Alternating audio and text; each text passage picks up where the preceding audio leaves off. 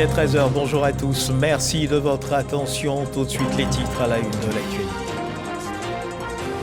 Monseigneur Siméon Awana, l'archevêque de Bouaké, sera inhumé ce vendredi au sein de la cathédrale où il a servi jusqu'à son rappel à Dieu. La dépouille du serviteur de Dieu a fait son entrée hier dans la ville de Bouaké. À l'entrée de la ville, fidèles catholiques, ceux des autres confessions religieuses et autres témoins de l'œuvre de vie de l'illustre disparu sont venus l'accueillir. En vue de soutenir la communauté chrétienne au cours de ce mois de pénitence jusqu'à son engagement dans le virage de la célébration pascale, la première dame Dominique Ouattara offre des dons en vivres estimés à 130 millions de francs CFA. C'était au cabinet de la première dame. On en parle dans cette édition. Ce vendredi 22 mars 2024, le monde entier commémore la journée mondiale de l'eau. La gestion durable des ressources demeure une priorité autour de laquelle les synergies devraient se mobiliser. À suivre dans cette édition le message du gouvernement à la faveur de la commémoration de cette journée. Message lu par le ministre Laurent Gbagba. Voilà pour l'essentiel. Madame, Monsieur, bonjour, merci de nous suivre. Le 12 février dernier, Monseigneur Siméon Awana, archevêque de Bouaké, s'endormait dans la félicité céleste. La dépouille de Monseigneur Paul Siméon Awana a fait son entrée hier dans la ville de Bouaké, une ville où il a consacré 18 ans d'épiscopat. À l'entrée de la ville, les fidèles catholiques et ceux des autres confessions religieuses, avec les premiers responsables, les autorités locales et autres témoins de l'œuvre de vie de l'illustre disparu, sont venus accueillir la dépouille de l'illustre disparu. La pluie tombée sur Bouaké n'a pas empêché les populations de pleurer. L'archevêque métropolitain, hier dans la soirée, une veillée religieuse a réuni à la cathédrale Sainte-Thérèse de l'Enfant Jésus. Et bien, fidèles amis et parents venus de toute la Côte d'Ivoire, de l'intérieur, de l'extérieur également. À ce vendredi, Monseigneur Paul Siméon Awana sera porté en terre au sein de la cathédrale où il a servi jusqu'à son rappel à Dieu. Et avant l'ultime séparation qui aura lieu ce jour, une messe de requiem a été célébrée en mémoire de Monseigneur Paul Siméon Awana au sein de la cathédrale Saint-Paul du Plateau. L'homme de foi et homme de consensus a supporté la cause ecclésiastique avec dévouement et acharnement, des qualités relevées au cours de cette messe de requiem. C'était en présence du chef du gouvernement, Robert Begré-Mambé, accompagné de plusieurs ministres, mais aussi d'autorités ecclésiales, dont le nonce apostolique et des fidèles venus nombreux pour saluer la mémoire de l'archevêque de Bouaké, Franck Quadio. Monseigneur Paul Siméon Awana Dro, au cœur des prières de la communauté chrétienne de la cathédrale Saint-Paul d'Abidjan, s'élève chants et supplications pour la mémoire de l'homme de Dieu, dès l'office aux défunts jusqu'aux différentes étapes de la liturgie funéraire. Monseigneur Awana, archevêque de Bouaké, nourri à la mamelle de l'ordre des franciscains, a étoffé sa foi et partagé ses convictions durant plus de 40 années de vie sacerdotale, dont 28 de vie épiscopale. De l'ensemble du presbytéron de Bouaké et du peuple de Dieu, ainsi que de la famille biologique, notre défunt archevêque, nous vous disons merci. Et il nourrissait le désir de construire avec les franciscains un centre pour la promotion du dialogue des religions et des cultures à Yamoussoukro. Il part en nourrissant ce rêve. Sa Sainteté, le Pape François, tient à vous exprimer sa proximité spirituelle, de même qu'aux proches du défunt et aux fidèles de Bouaké. Hommage et témoignage, mais aussi appel à s'inspirer du modèle de vie et de la spiritualité incarnée par l'homme, comme l'énonce Monseigneur Jean-Pierre Cardinal Courtois en présence du peuple de Dieu, de la classe sociopolitique et des membres du gouvernement avec à leur tête le Premier ministre Robert Begré-Mambé. Et quand vient l'heure du départ vers sa terre diocésaine, le chef du gouvernement qui aura côtoyé l'homme aux côtés des compagnons du défunt participe à l'aspersion de la dépouille à l'eau bénite. Un moment saisissant de l'œuvre de Monseigneur Awana, fidèle et religieux, en tire quelques enseignements. Qui aimait tout le monde et qui était pour la paix. C'est ce que nous avons retenu de lui. 40 ans, prêtre, 28 ans, il a sillonné pas mal de zones à Bouaké, en tout cas dans le Grand Vébaoulé, Yamoussoukro. Monseigneur Paul Siméon Awana Dro, 72 ans, a été évêque de Yamoussoukro de 1995 à 2006 avant de diriger l'archidiocèse de Bouaké à partir de 2006. Reportage de Franck Quadio, une communauté chrétienne catholique qui pleure et qui prie pour le repos de l'âme du disparu et qui observe également le mois de carême chrétien en vue de soutenir la communauté chrétienne au cours de ce mois de pénitence jusqu'à son engagement dans le virage de la célébration pascale. La première dame Dominique Ouattara offre des dons en vivres estimés à 130 millions de francs CFA. C'était au cabinet de la première dame, Viviane Haïma. En cette période de solidarité et de partage dictée par le carême chrétien, la première dame de Côte d'Ivoire, Dominique Ouattara, vient d'offrir d'importantes quantités de vivres à la communauté chrétienne, des vivres destinés en priorité aux fidèles les plus nécessiteux pour leur permettre de fêter dans la joie la Pâque chrétienne, couronnement des 40 jours de carême chrétien. Ce geste de solidarité de la première dame de Côte d'Ivoire, Dominique Ouattara, à l'endroit de ses frères et sœurs chrétiens à l'approche de la Pâque, est devenu tradition, mais reste toujours accueilli avec une grande reconnaissance. Convié ce jeudi 21 mars au cabinet de la première dame à Cocody pour la présentation et la réception des dons, les responsables de toutes les communautés chrétiennes de Côte d'Ivoire ont répondu présents. Catholiques, méthodistes, célestes, aristes, orthodoxes, protestants des Assemblées de Dieu. La première dame de Côte d'Ivoire, en voyage en France avec son époux, était représentée par une de ses conseillères, Chantal Poity. Présente aussi la ministre de la Cohésion nationale, de la solidarité et de la lutte contre la pauvreté, Miss Belmont Dogbo. Présent également le conseiller spécial du président de la République chargé des cultes, ainsi que le représentant du ministre de l'Intérieur et de la Sécurité.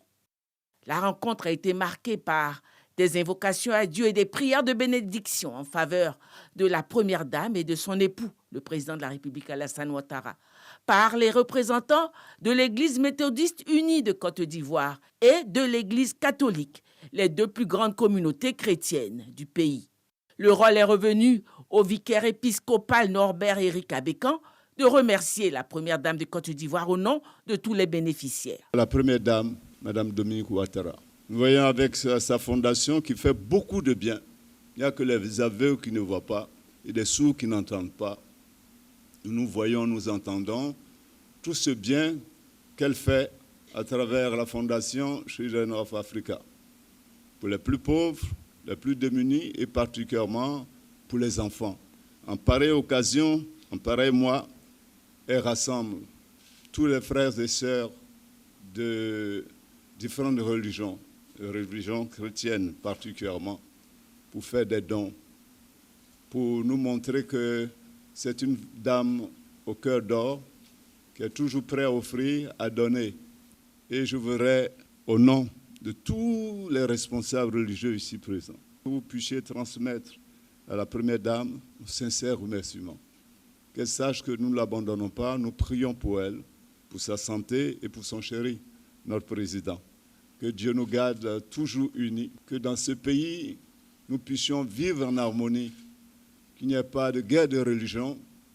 Et le fait de nous retrouver ici montre que notre volonté de faire vraiment cette volonté de Dieu, vivre frères et sœurs ensemble. Au nom de la première dame, sa représentante Chantal Poity a traduit les motivations d'amour et de partage de la généreuse bienfaitrice. Nous sommes dans le temps du partage et de la charité.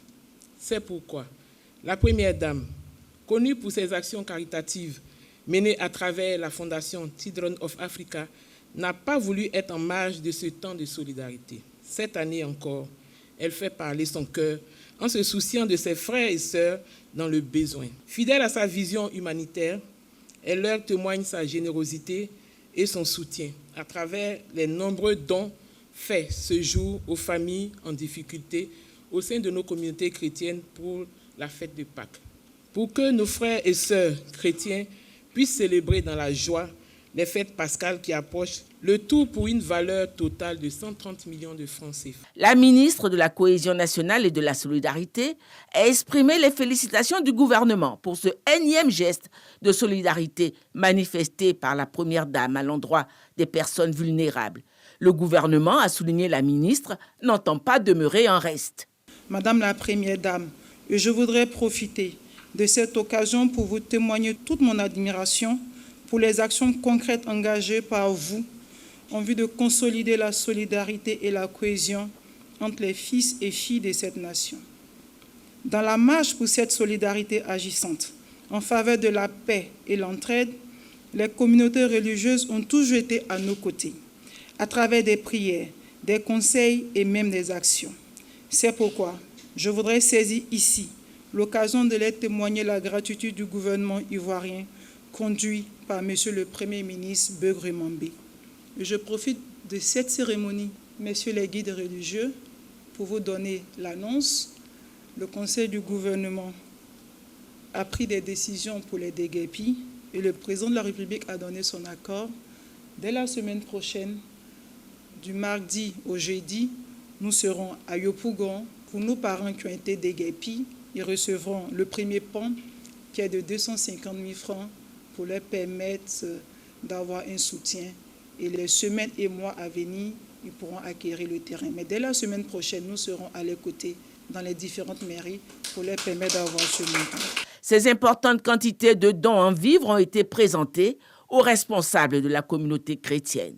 À la communauté chrétienne, Madame la Première Dame offre généreusement 3 500 sacs de riz de 25 kilos, correspondant à 90 tonnes, 500 cartons de paquets de sucre de 25 kilos, 3 000 sachets de pâtes alimentaires de 5 kilos, 1 400 cartons de bidons d'huile, 1 000 cartons de pâte de tomates, 300 cartons de boîtes de lait, 100 cartons de boîtes de petits pois, le tout pour une valeur totale de 130 millions de francs, à l'effet de permettre à nos familles en difficulté de pouvoir célébrer dans la joie la fête de Pâques. 150 millions de francs en vivres, le partage a été fait séance tenante, chaque communauté chrétienne a reçu son lot. Un reportage de Viviane Haïma. Madame, Monsieur, chaque fois que vous ouvrez votre robinet et que de l'eau potable en sort, vous pouvez vous considérer comme privilégié car selon un rapport publié par l'OMS et l'UNICEF en 2023, des millions de personnes vivent encore sans eau potable gérée de façon sûre. Plusieurs parmi elles boivent de l'eau de surface. Ce vendredi 22 mars, le monde entier commémore la journée mondiale de l'eau. En période de crise ou de paix, voire même d'embellie économique, la gestion durable des ressources demeure une priorité autour de laquelle les synergie devrait se mobiliser. Il convient alors d'engager des initiatives denses pour mieux protéger la ressource afin qu'elle fédère davantage et impulse la paix entre les peuples. C'est l'essence du message des Nations Unies en cette journée mondiale de l'eau auquel adhère la Côte d'Ivoire et le ministre en charge de la question dans le pays, Laurent Tchaba. Franck Quadio. Tous les ans, le 22 mars est décrété par les Nations Unies Journée mondiale de l'eau. L'eau, source de vie, qui peut aussi être source de contradiction. Et c'est donc à juste titre que l'édition 2024 de la Journée mondiale de l'eau a pour thème l'eau pour la paix. Par le choix de ce thème, nous devons retenir que l'eau peut être source de paix ou de conflit. En effet, lorsque l'eau vient à manquer, chacun se bat pour y avoir accès. Les tensions naissent ainsi et peuvent s'accroître. C'est pourquoi, d'une part, lorsque les nations sont tenues de gérer les changements climatiques, les migrations massives et les troubles politiques, elles doivent impérativement placer la coopération dans le domaine de l'eau au cœur de leurs actions. Il faut alors une gestion durable et équitable de la ressource et la Côte d'Ivoire adhère au respect des normes et engagements internationaux de gestion intégrée des ressources en eau. Les populations du village de Poromi 1 dans le département de Doropo n'auront plus de soucis d'accès à l'eau potable. Le village dispose désormais d'une pompe à motricité humaine, un don d'un fils et cadre de Doropo, Abdoulaye Lamine Dambélé. La remise de l'infrastructure a eu lieu en présence du sous-préfet de Doropo, Herman Yamia. Poromi 1, village situé à 7 km de Doropo. Depuis sa création, ce village de 500 âmes n'a jamais bénéficié d'infrastructures hydrauliques.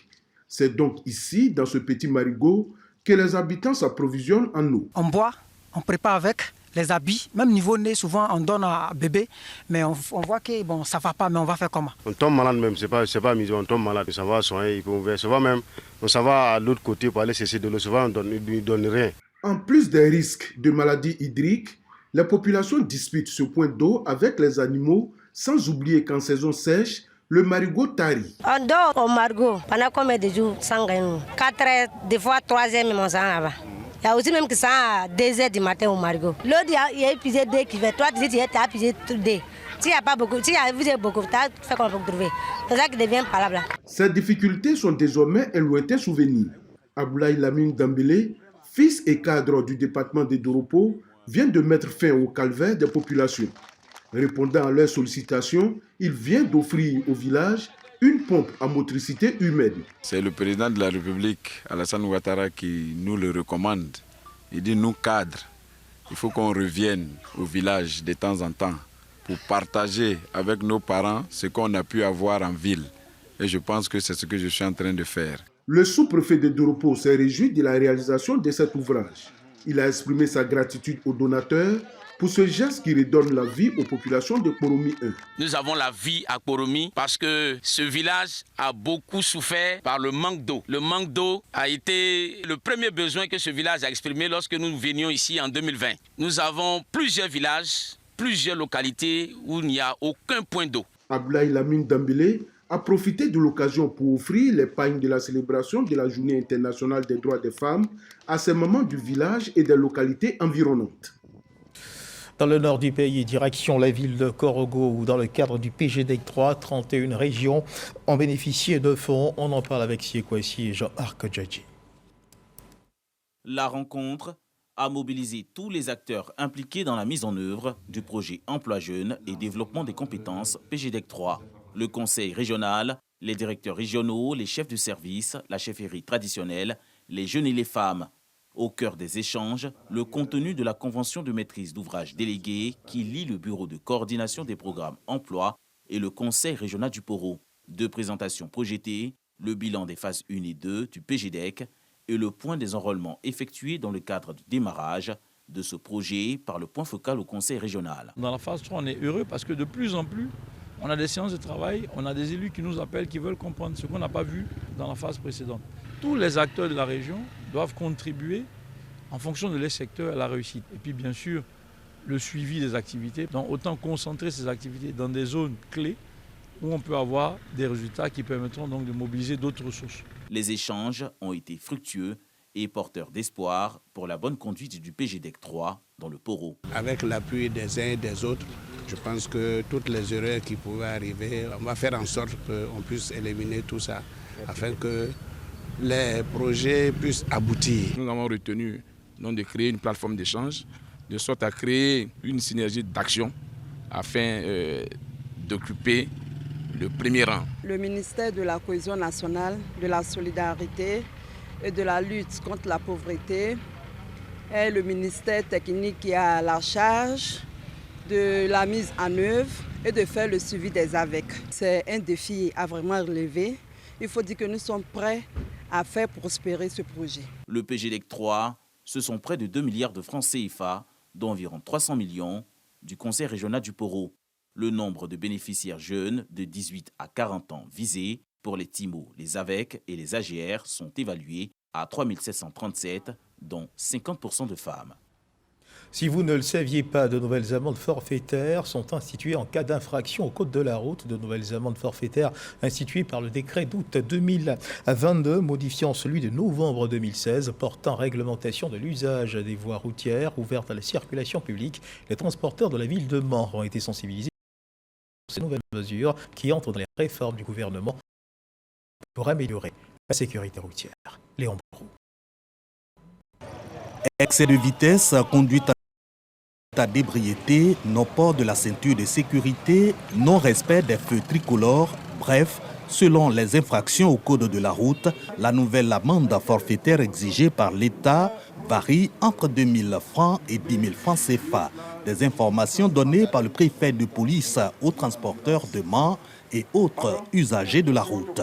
Ouattara Dongui Brahima annonce l'effectivité de ces amendes en indiquant le retrait des carnets de contravention de 500 francs et 1000 francs CFA des usages de la police depuis le 1er mars 2024, toujours par l'État. Désormais, on a 4 carnets, 2000 pour la couleur jaune, 3000 pour la couleur rose, 5 000 pour la couleur verte et 10 000 pour la couleur bleue. L'objectif, c'est de dissuader tous les usagers de la route parce que, au constat, les accidents de la route sont exponentiels. Ces nouvelles amendes forfaitaires appliquées aux infractions au code de la route, donc des mesures dissuasives. Elles entrent dans le cadre de la réforme du transport pour notamment améliorer la sécurité routière. Bonne nouvelle pour les transporteurs. Pour éviter ces troubles-là, Monsieur le préfet a décidé de nous encourager, de nous expliquer le point essentiel de ce document. Nous sommes ravis et on remercie encore une fois le préfet de police pour sa sagesse. Elles sont instituées par le décret de 2022 modifiant celui de 2016 relative à la réglementation de l'usage des voies routières ouvertes à la circulation publique.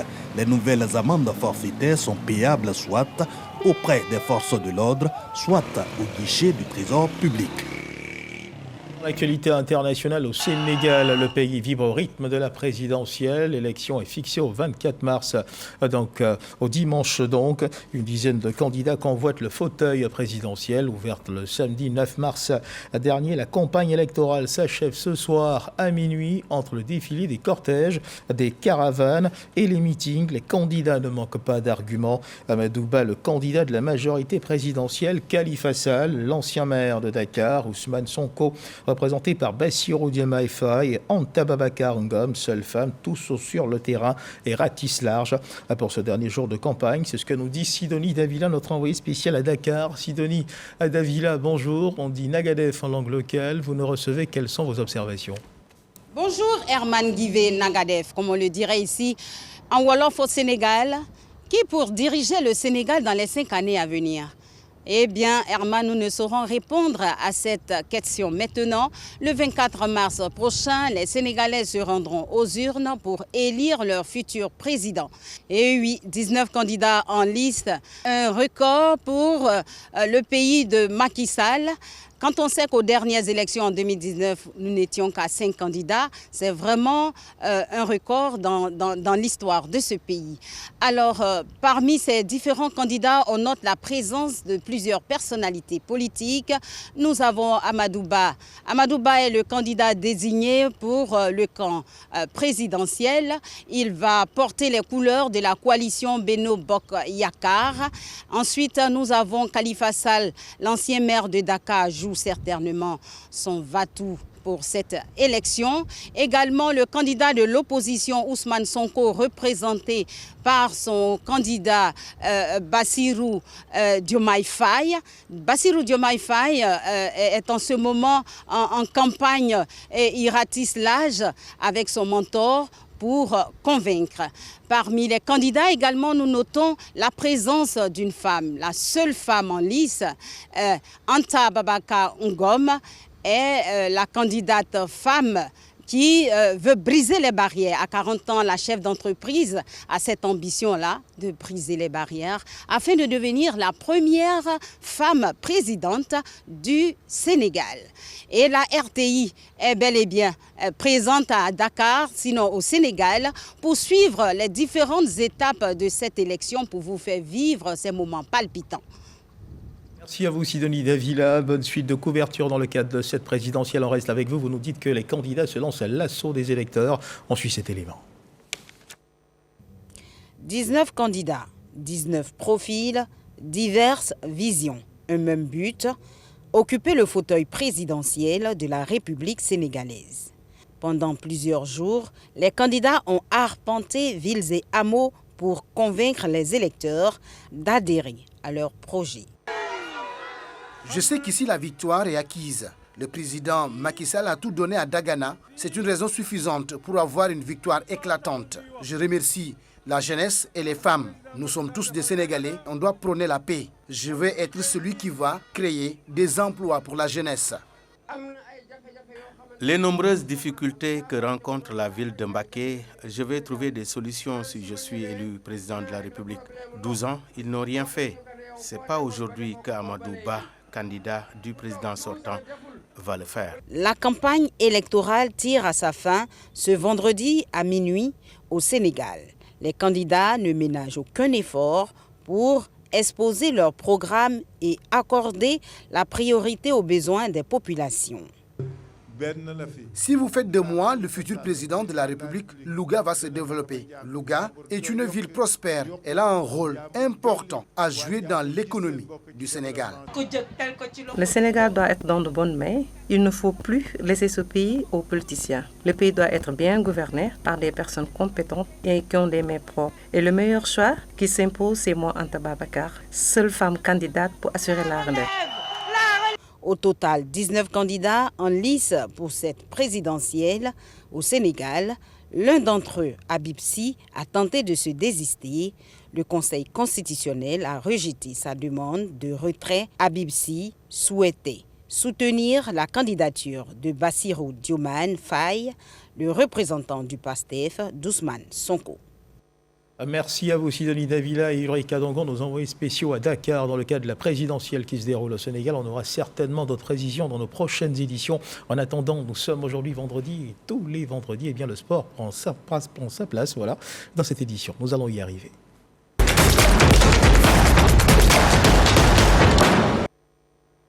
Et Samuel Metz de la rédaction sportive est avec nous. Samuel, bonjour, merci de nous avoir rejoints sur ce plateau. Bonjour Herman Guivet, heureux de vous retrouver. D'ailleurs, j'ai une très bonne nouvelle pour vous. Allez-y. Il va falloir ressortir tous les maillots donc des placards et c'est le moment de les porter. On aurait dû le faire à l'instant même, mais on parle tout de suite bien, des matchs amicaux dans le cadre justement de la préparation de certaines compétitions certainement à venir. Les champions d'Afrique, les éléphants de Côte d'Ivoire, seront opposés au Bénin et à l'Uruguay. C'est clair, après leur magnifique CAN, les commandos de l'équipe A vont effectuer leur première sortie lors de 2 matchs amicaux face aux Guépards du Bénin et également à l'Uruguay. Patrick Dadier et Fatima Sibé nous plantent le décor.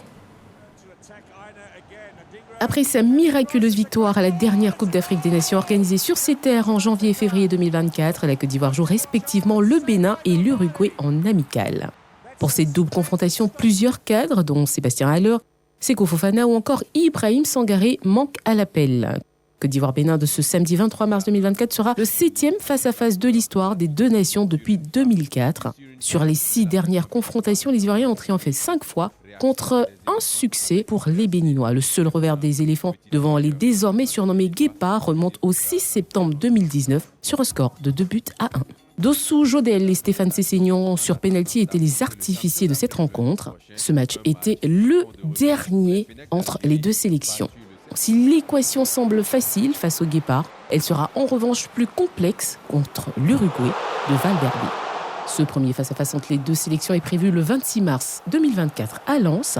Les Uruguayens, coachés par Marcelo Bielsa, ont inscrit 5 buts lors de leurs 2 dernières sorties face à la Bolivie et l'Argentine. Le jeune joueur du FC Barcelone, Araujo Ronald, et l'attaquant de Liverpool, Darwin Núñez, se présentent comme les hommes clés du sélectionneur argentin. Après leur sac à la Coupe d'Afrique des Nations 2023, nos pachydermes ont l'obligation de défendre ce statut de champion d'Afrique et surtout de tenir au respect tout adversaire qui s'aventurerait sur leur chemin.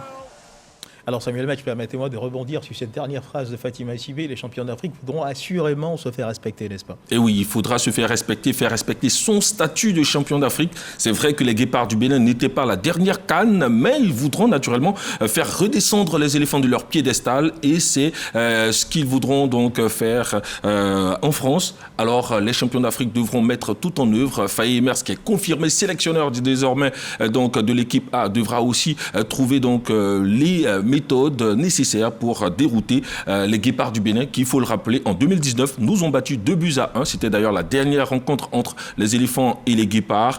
Donc 7 face à face, ce sera le 7e donc pour demain, samedi 23 mars à partir de 16h. La prise d'antenne est à 15h sur RTI 1 avec Fatima Sibé et ses invités. RTI Sport fera en sorte que vous puissiez donc suivre l'ensemble de cette rencontre. On parle cette fois-ci des éléphants mais des U23, en notant que Boubacar Sanogo et ses poulains affrontent la France en match amical. Ah oui, c'est clair. Match sous fond donc de revanche. En tout cas, un match intéressant pour les éléphants espoirs. Ils seront face aux Français. Les Français, eux, qui sont qualifiés donc pour les JO Paris 2024. Et il faut le noter, donc nos éléphants espoirs voudront là aussi se faire remarquer. Pourquoi pas dire à toute la nation qu'ils sont aussi capables de jouer en A. Mais ce match, il est à suivre ce soir à partir de 17h30 sur les antennes de la 3. Mais ici, Arsène Kouassi a décidé de nous présenter déjà les enjeux de ce Côte d'Ivoire-France. Le stade Gaston Petit de Châteauroux accueille cet après-midi le face-à-face entre l'équipe espoir de France et celle de la Côte d'Ivoire. Ce sera la deuxième opposition entre la sélection olympique française et ivoirienne. Placé sous la houlette de Boubacar Sanogo qui effectue ses débuts en tant que coach U23, actuellement entraîneur des moins de 17 ans de l'Union Berlin en Allemagne, le sélectionneur ivoirien est déterminé à guider les éléphants de moins de 23 ans vers de nouveaux succès. Et ce match contre l'équipe française est considéré comme le baptême du feu de celui qu'on appelle affectueusement Bouba à la tête de cette sélection. C'est le cas du buteur de Lorient, Mohamed Bamba, et du milieu du Mouloudia Club d'Alger, Mohamed Zoungrana. Seul Konaté Vali, défenseur du Racing Club d'Abidjan qui évolue dans le championnat local, figure sur la liste des joueurs convoqués. La tâche ne sera pas aisée pour les éléphants U23 face à des Bleuets qualifiés pour les Jeux Olympiques de Paris 2024. France-Côte d'Ivoire, ça promet des étincelles. Oui, ça promet des étincelles et c'est pour ce vendredi à partir de 17h30 GMT à suivre donc sur la 3. C'est vous dire que l'ensemble des chaînes du groupe RTI mobilisées pour accompagner les éléphants de Côte d'Ivoire. Raison de plus, sortir donc les maillots des éléphants des placards. Vous avez votre maillot de supporter, même s'il y a encore la 2e étoile dessus. Voilà, ne vous en faites pas. Les éléphants joueront avec leur 3e étoile donc demain officiellement. Je vous assure que je mettrai mon maillot. Ah ouais, c'est clair. La suite. La suite, il faut le noter donc le trophée de la CAN a été présenté officiellement à tous les supporters donc de Paris, juste en passant. C'est l'information qu'on a voulu donc vous livrer devant l'ambassadeur de France, sinon de Côte d'Ivoire en France. Et puis à côté, nous revenons donc aux affaires locales avec naturellement ce tournoi doté du trophée Jacques Conan Assaoré, présent à Boisflé dans le cadre de leur rencontre annuelle. Les gestionnaires des parcs et réserves de Côte d'Ivoire ont participé à ce tournoi. Le point complet avec Eugène Atoubé. Les équipes issues de la direction générale et des différentes zones de compétences de l'OIPR, l'équipe des gendarmes policiers et celle des pompiers gardes pénitentiaires. Elles sont au total 8 à s'affronter aux éliminatoires au complexe sportif de Koblata à Boisflé. Des matchs d'une durée de 10 minutes chacun, âprement disputés avec à la clé de beaux buts. Les agents de l'OIPR ont démontré devant leur directeur général et le directeur de cabinet du ministère de l'Environnement leur esprit d'équipe et la cohésion en leur sein. Nous nous retrouvons sur le terrain pour nous recréer, surtout pour raffermir la cohésion entre les agents de l'OIPR et leurs partenaires. L'équipe des sapeurs-pompiers gardes pénitentiaires et celle de la direction zone nord-est se sont affrontées en finale. Vainqueur par 1-0, sapeurs-pompiers gardes pénitentiaires remporte le trophée Jacques Conan Assaoré. La fusion était déjà là, l'harmonie était déjà là, la cohésion était déjà là. C'est ce qui nous a donné cette force pour pouvoir remporter ce trophée. C'est vraiment l'occasion de renforcer la cohésion, bâtir notre équipe. Et donc, je ne peux que m'en réjouir et puis féliciter en tout cas toutes les équipes qui ont accepté de participer à ce tournoi-là. Le meilleur buteur du tournoi et l'équipe Fair Play ont également reçu un trophée. Toutes les équipes ont été conviées à un dîner gala à la résidence du préfet de la région de la Maraoué. Petit récap avant de se dire au revoir. Vendredi, donc aujourd'hui, à partir de 17h30 GMT, nous aurons France-Côte d'Ivoire pour ce qui concerne donc les éléphantaux, parce que voilà, donc ce sont les éléphants espoirs, ils seront face à la France. Et demain samedi, on aura Côte d'Ivoire-Bénin à partir donc de 16h, prise antenne 15h en direct sur RTI 1. Et puis naturellement, mardi, nous aurons Côte d'Ivoire-Uruguay, donc la deuxième sortie des éléphants de Côte d'Ivoire. Ce sont des matchs à suivre sur l'ensemble des chaînes du groupe RTI. Et naturellement, on dit allez les éléphants. Merci à vous Samuel Metch, et voilà qui met fin à cette édition. Bonne chance à nos pachydermes champions d'Afrique, tous nos voeux de succès les accompagnent. Ce journal est terminé, bon début d'après-midi. Dieu garde la Côte d'Ivoire.